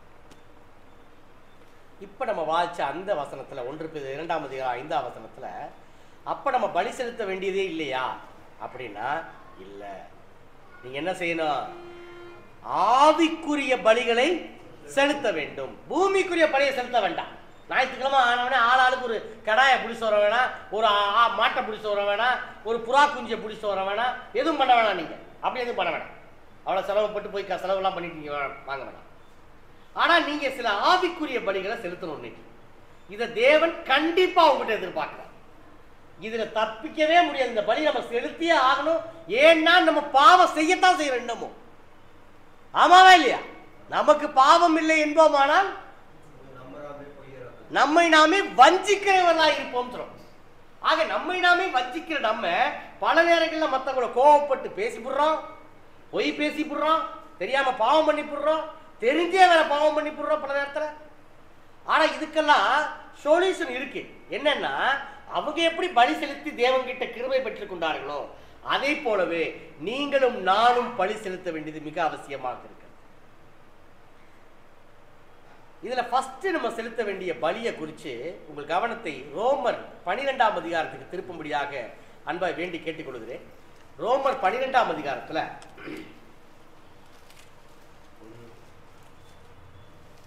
இந்த ரோமர் 12ஆம் அதிகாரத்தை தான் இன்னைக்கு ஃபுல்லாக டீட்டெயில்டாக ஸ்டடி பண்ண போறோம். நம்ம ரோமர் 12ஆம் அதிகாரம் 2ஆம் வசனத்தை வாசி பாருங்களேன். நீங்கள் இந்த பிரபஞ்சத்திற்கு ஒத்த வேஷம் தெரியாமல் தேவனுடைய நன்மையும் பிரியமும் பரிபூர்ணமான சித்தம் இன்னதென்று பகுத்தறியத்தக்கதாக உங்கள் மனம் புதிதாகிறதனாலே மறுரூபமாக. நல்லா தெரிஞ்சுக்கங்க. நீங்கள் இந்த பிரபஞ்சத்திற்கு ஒத்த வேஷம் தரிக்காதீங்க.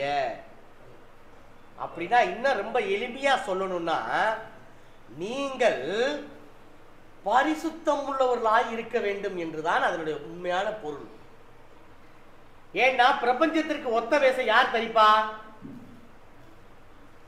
யார் தரிப்பா? பிரபஞ்சத்துக்காரங்க மட்டும்தான் தரிப்பாங்க. இப்ப உலகத்தார் உலகத்தாரோட இணைந்து போவான். அப்படியே ஆமாடா மாப்பிள்ள நீ சொல்றது கரெக்டாண்டா, வாடா மாப்பிள்ள சரக்கு அடிக்க போவான், வாடா மாப்பிள்ள யாரையா போட்டு தருவான். அப்படி என்ன பண்ணுவான்? அவன் உலகத்தாரோடு என்ன பண்ணுவான்? ஒத்து போவான். கரெக்டானே?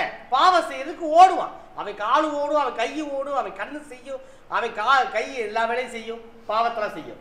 ஆனா நீங்களும் நானும் அப்படி இல்லை.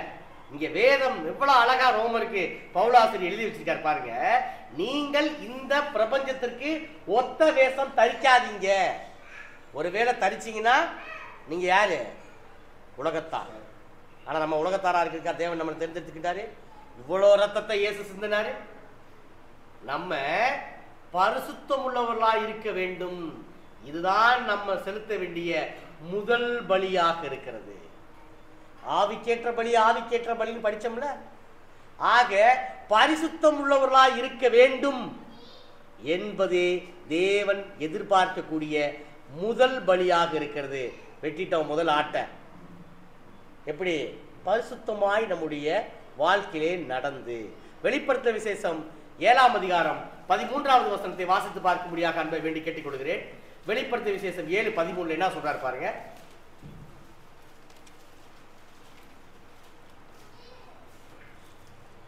அப்பொழுது மூப்பர்களில் ஒருவன் என்னை நோக்கி, வெள்ளை அங்கிகளை தரித்திருக்கிற இவர்கள் யார்? எங்கே இருந்து வந்தார்கள் என்று கேட்டான். கிபி 95க்கு பின்பதாக நடந்த கிபி 95க்கு பின்பதாக நடக்க போகிற விஷயங்களை தான் யோவான் பத்மதூவில உட்கார்ந்து தீர்க்க தரிசனமா உரைக்கிறார். ரைட்டு தானே? இந்த வசனம் அங்க இருக்கக்கூடிய பரலோகத்துல, அங்க இருக்கக்கூடிய பரலோக காட்சியில ஒரு உருவகமாக இந்த காரியம் சொல்லப்பட்டிருக்கிறது. இந்த புஸ்தகம் இந்த இந்த இந்த இந்த அதிகாரத்தை வீட்டில் நீங்கள் வாட்சி பார்த்தீங்கன்னா உங்களுக்கு ஈஸியாக புரியும். ஆக்சுவலாக பரலோகத்தில் இங்கே தேவன் உட்கார்ந்துருக்காரு, பரிசுத்த ஆவி இருக்காரு, அங்கே யோவான் இருக்காரு. யோவான் கேட்குறாரு, யார்ப்பா இது? யோவான்கிட்ட கேட்குறாங்க, யார்ப்பா இது? ஒரு கூட்டம் நிற்கிறாங்களே, யார் இது? வசந்த வேலை வாட்சி பாருங்க. அப்பொழுது மூப்பர்களில் ஒருவன் என்னை நோக்கி, வெள்ளை அங்கி தரித்திருக்கிற இவர்கள் யார்? எங்கே இருந்து வந்தார்கள் என்று கேட்டான். அந்த வார்த்தை நோட் பண்ணீங்களா? வெள்ளை அங்கி. இதுவும் ஒரு உருவகமாக சொல்லப்பட்டிருக்கிறது. அதுக்காக ஒயிட் ட்ரெஸ் போட்டு நிற்கலாங்க. என்னன்னா வெள்ளைனாலே எப்படி என்ன அர்த்தம்? சுத்தம்னு அர்த்தம். அப்படியே பியூரா இருக்கிறது அர்த்தம். எந்த விதமான கரையும் லைட்டா அது வெள்ளை ட்ரெஸ்ல ஒரு சின்ன ஒரு இங்க தெளிச்சு விடுங்க, அது எவ்வளோ பிரபகட்டா வெளியே தெரியும் பாருங்க. ஒரு சேர் அடிச்சு விட்டு போயிட்டானா எவ்வளவு அசிங்கமா தெரியும். அதனால அப்படிப்பட்ட வெள்ளை அங்கியை தரித்தவர்கள் யார் இவங்க? அதுக்கு அவர் பதில் சொல்றாரு, இவங்க யாருன்னா, அதற்கு நான் ஆண்டவனே, அது உமக்கே தெரியுமே. அப்பொழுது அவன், இவர்கள் மிகுந்த உபத்திரவத்திலிருந்து வந்தவர்கள், இவர்கள் தங்கள் அங்கிகளை ஆட்டுக்குட்டியாருடைய ரத்தத்திலே தோய்த்து வெளுத்தவர்கள். ரொம்ப கஷ்டப்பட்டு வந்தவங்க தான். யாரை குறிச்சு சொல்றாரு? உங்களையும் என்னையும் குறிச்சு தாங்க சொல்றாரு. அப்படியா சொல்றாரு நம்மளை பத்தி? அப்படின்ற மாதிரி ஆச்சரியமா பார்க்காதீங்க, நம்மளை குறித்து தான் சொல்றாரு. அவர்கள் மிகவும் உபத்திரத்து வந்தவர்கள். கோவை கிறிஸ்துவின் சபையார் அவ்வளோ கஷ்டப்பட்டு வந்தாங்க. எவ்வளவு கஷ்டங்களை தாங்கிக்கிட்டாங்க தெரியுமா? ஆட்டுக்குட்டியோட ரத்தத்திலே தங்களை தோய்த்து வெளுத்தவர்கள் அவர்கள். அவர்கள் யாரு? வெள்ளை அங்கியை தரித்தவர்கள், பரிசுத்தமானவர்கள். எந்த பாவமும் அவங்க கிட்ட இல்ல. துணிகரமா எந்த பாவத்தை செய்யவும் மாட்டாங்க. மற்றவங்களை மனம் நோக்கிற மாதிரி பேசவே மாட்டாங்க. உலகத்திலிருந்து தனிச்சு பிரிச்சு துண்டு அடிப்பாங்க. நிக்கிறோமா? அப்படி நிக்கிறோமாங்க நம்ம இன்னைக்கு?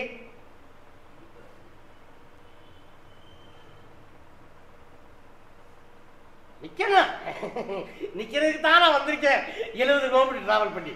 அதாவது அப்படி நின்றால் மாத்திரமே தேவன் எதிர்பார்க்கக்கூடிய விஷயம் நம்ம கிட்ட நடக்கும். தேவன் அந்த பலியை ஏற்றுக்கொள்வார்.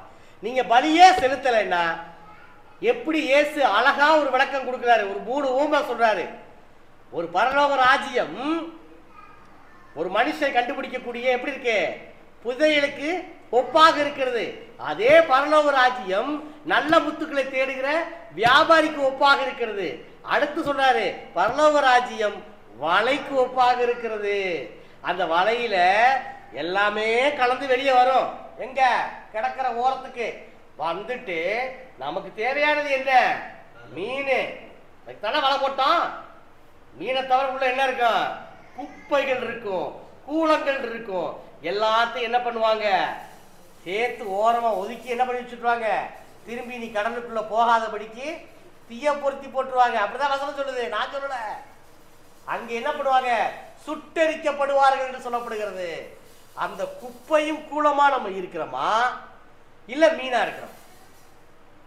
நீங்கள் மீனாக இருக்க வேண்டும் என்றால் தேவனுக்கு நீங்கள் செலுத்த வேண்டிய பலி பரிசுத்தம். இந்த பரிசுத்தம்ன்ற வார்த்தையை நம்ம மனசுல ஆழமா பதிஞ்சு வச்சுக்கணும். எந்த சூழ்நிலையிலும் சாத்தா நம்மளை அழகா ஸ்கெட்ச போட்டு தூக்குவான். மாப்பிள்ள வாடா, படத்துக்கு போவான். மாப்பிள்ள வாடா, அங்க போவான், இங்க போவான், அப்படி சொல்லி கூப்பிடுவான். நம்மளோட வீக்னஸ பார்ப்பான். வாங்கு நகை, வாங்கு நகை, வாங்குறதுக்கு என்ன வாங்கு? லஞ்சம் வாங்கு, அப்படி போடுவான், பிட்ட போடுவான். நம்ம என்ன பண்ணுவோம்? ஆமா, பொண்டாட்டி நகை கேட்டா போடு, லஞ்சத்தை வாங்கு, செய்வோம்.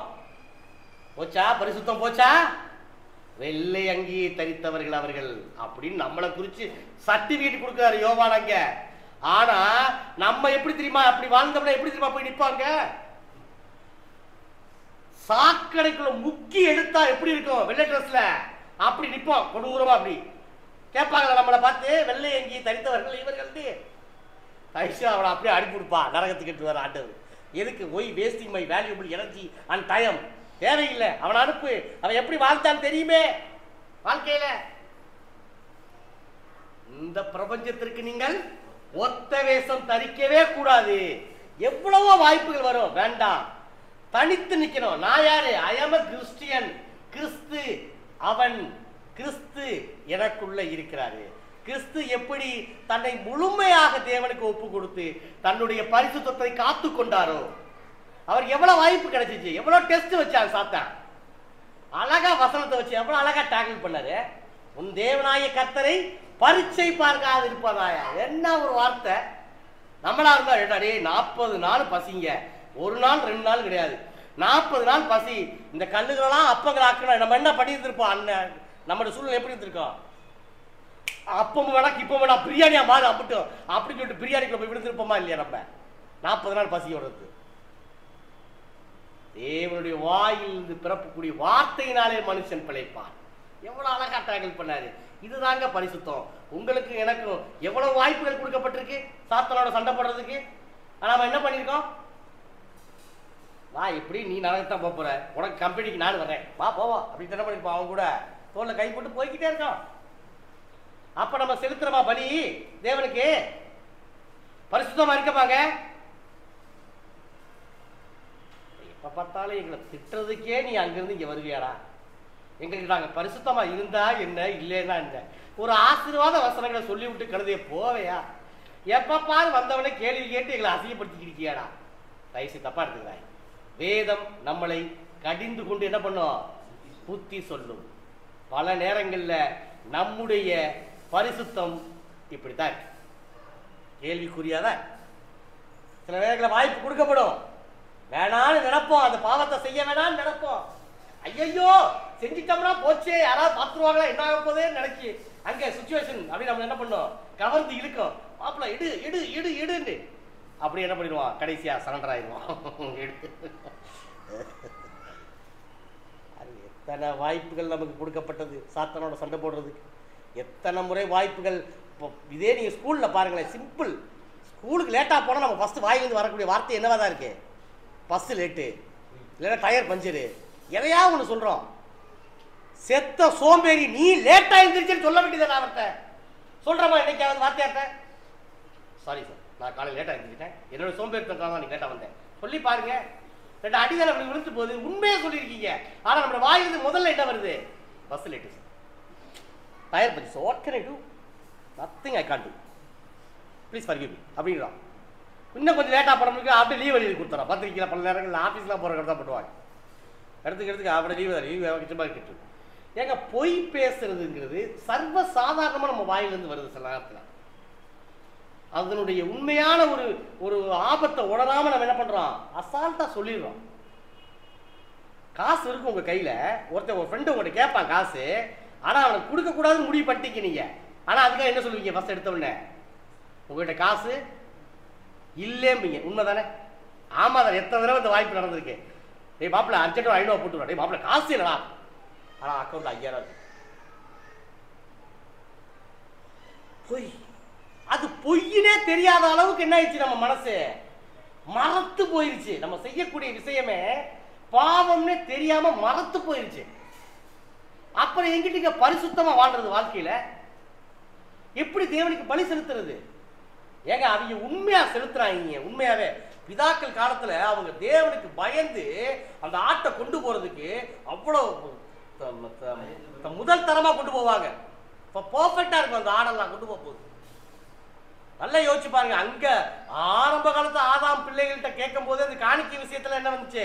பலி செலுத்துற விஷயத்துல தான் அங்க 7.5 வந்துச்சு. முதல் கொலை நடந்தது. ஏதோ அந்த இடத்துல காயின் தப்பு பண்ணிட்டாரு, ஆபேல் கரெக்டா தான் செஞ்சார் அந்த காரியத்தை. 2 பேர்த்தையும் நீ இந்த காணிக்கை கொடு இந்த காணிக்கை கொடு தேவன் கேட்கவே இல்லை. நல்லா வாசிச்சு பாருங்க, வசனத்தை வாசிச்சு பார்த்தீங்க தெரியும். அவர் தலையிட்ட கொண்டது முதல் தரமானவர்கள் தேவனுக்கு செலுத்தினார்.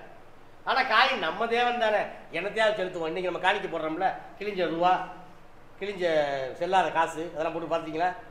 பல நேரங்கள் இதுதான். பல நேரங்களில் ஒருவேளை காசு போட்டு இல்லைன்னா காணிக்கை பிடிக்கணும், நீங்களே விழுந்துருங்கிறாங்க. நீங்களே விழுந்து சபைக்கு என்ன பண்ணுங்க, ஊழியமாவது செய்யுங்கிறாங்க.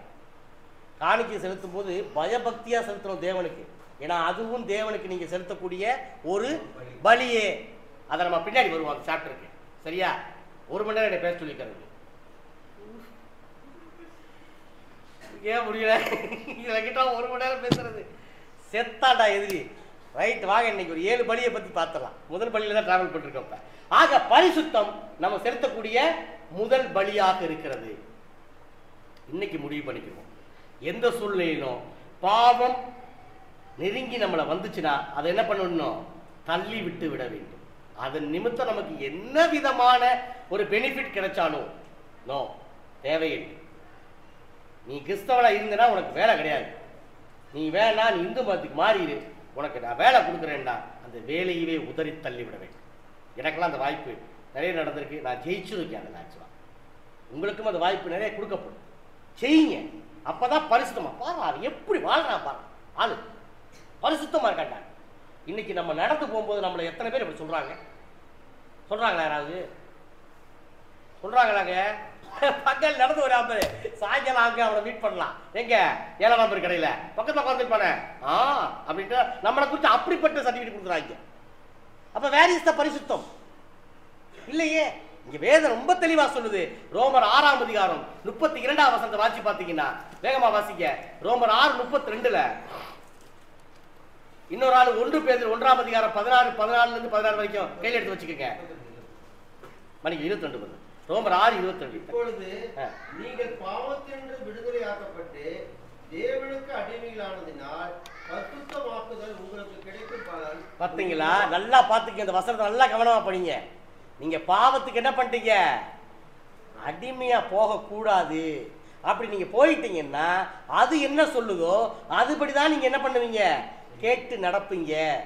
இதே பாவத்துக்கு விரோதமாக தேவனுக்கு அடிமையா இருந்தீங்கன்னா தேவன் என்ன சொன்னாரோ அந்த பரிசுத்தமாகுதலை நீங்கள் பெற்றுக்கொள்வீர்கள். அப்ப நம்ம யாருக்கு அடிமைங்கிறது இன்னைக்கு டிசைட் பண்ணிக்குவோம். நான் அடிமையா இருண்டு போறேன் விடுங்க. யாருக்கு அடிமையா? தேவனுக்கு அடிமையாய் வாழும். ஏன்னா நல்லா யோசிச்சு பாருங்க. இன்னைக்கு காலையில இந்த இடத்துல வந்து நிக்கணும்னு டிசைட் பண்ணதே ஆண்டவர் தான். அப்படிதான் நான் நினைப்பேன். நீங்க எத்தனை பேர் அப்படி நினைக்கிறீங்க எனக்கு தெரியல. 90-95 கிலோமீட்டர்லாம் டிராவல் பண்ண இன்னைக்கு மேக்சிமம் ஸ்பீட் அட்டாச் பண்ண. கொஞ்சம் ஸ்லிப் ஆயிருந்தா போஸ்டர்ல போட்டிருப்பாங்க என்னைய. அடுத்தானே யோசிச்சு பாருங்க, என்னையா மாற்றி கொண்டு போயிருப்பாங்க என்னைய. ஆனா இன்னைக்கு இந்த இடத்துல வந்து நிக்கிற அளவுக்கு கிருபை பாராட்டினவர் யாரு? தேவன். ஆக பரிசுத்தத்திற்காக அழைக்கப்பட்ட அவருக்கு அடிமையா இருக்கிற என்னங்க தப்பு? என்ன தப்பு? யோசிச்சு பாருங்க. பாதி பேத்துக்கு படுக்கையில சாப்பாடு உள்ள போகாது. பார்த்துருக்கீங்களா? இந்த இடத்துல ஓட்டை போட்டு உள்ள லிக்யூட்ல இறக்குவாங்க. ஆனா இன்னைக்கு நீங்க மத்தியானம் போய் சாப்பிட போற பிரியாணியே எவ்வளவு வெறி கொண்டு திம்பீங்க. யோசிச்சு பாருங்க. எவ்வளவு வேகமா பீஸை தேடுவீங்க அந்த பிரியாணியில. லபக்கு லபக்கு அள்ளி முழுங்குவீங்க. அப்போ உங்க வாய், உங்கள் நாக்கு, உங்களுடைய கை, உங்களுடைய வயிறு அனைத்தும் ஒற்றுமையாக செயல்படுகிறது உங்களாலா? இல்லை, தேவனால். அவர் உங்களை தெரிந்தெடுத்துக் கொண்டார் பரிசுத்தத்திற்கென்று. அப்படி வாழுகிறோமா நம்ம?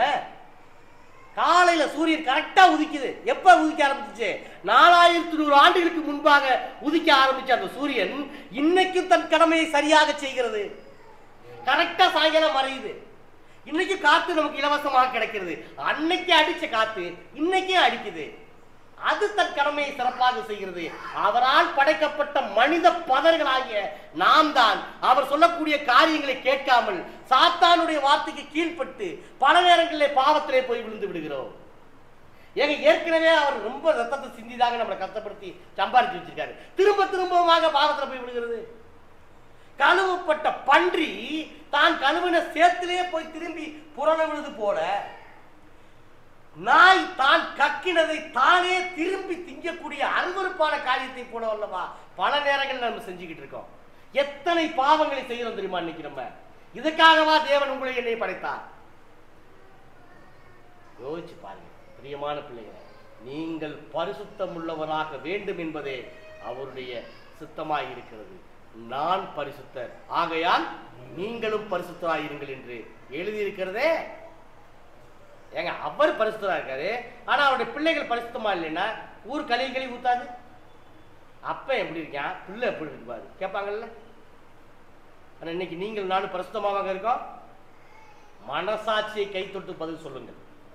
எத்தனை பாவங்களை செய்து கொண்டிருக்கிறோம். பாவமே என்று ஒன்று தெரியாமலே மறத்து போய்விடும் அளவுக்கு. Okay, right. தயவு செய்து நம்மை சரிப்படுத்த வேண்டியது மிக அவசியமாக இருக்கிற அருமையான பிள்ளைகளை. பாவத்தை விட்டு என்ன பண்ணுவோம்? ஓய்ந்திருப்போம். வேண்டாம் பாவம். வாழக்கூடிய வாழ்க்கை எவ்வளவு? 80 வருஷம் தான். அதுக்கு மேலே பெட்டியில் கொண்டு மூடிடுவாங்க. நம்மளை இருக்கிற வரைக்கும் என்ன பண்ணுவோம்? பாவம் இல்லாமல். அதனால் என்ன பெனிஃபிட் கிடைச்சாலும் வேண்டாம். நோ, போதும், இருக்கிறது போதும், பஸ்.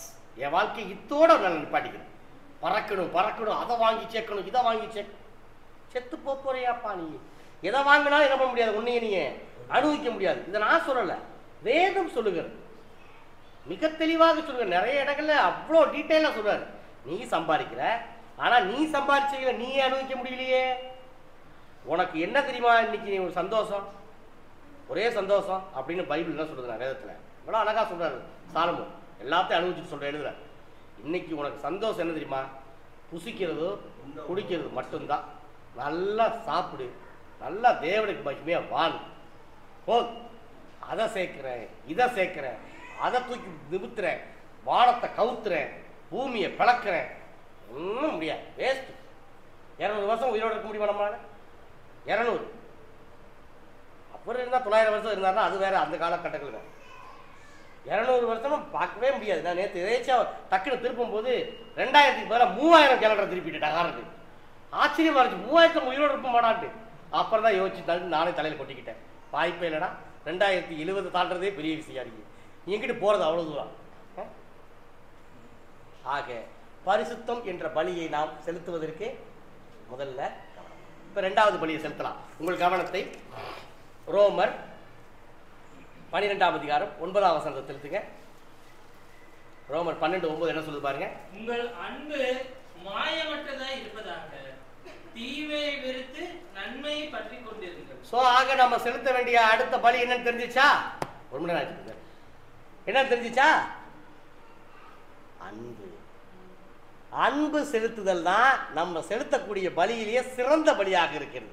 காரணம், இந்த வேதாகம் முழுவதும் ஒரு கதையை சொல்லுகிறதுன்னு சொன்னேன் பார்த்தீங்களா? என்ன கதை சொல்லுது தெரியுமா? இயேசு கிறிஸ்துன்ற கதையை சொல்லுது.